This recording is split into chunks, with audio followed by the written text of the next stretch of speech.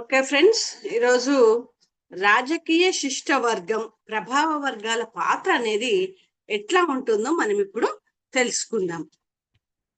అందరు వచ్చేసినట్టయినా ఇంకా వెయిట్ చేయలేమండి, లేట్ అయిపోతుంది.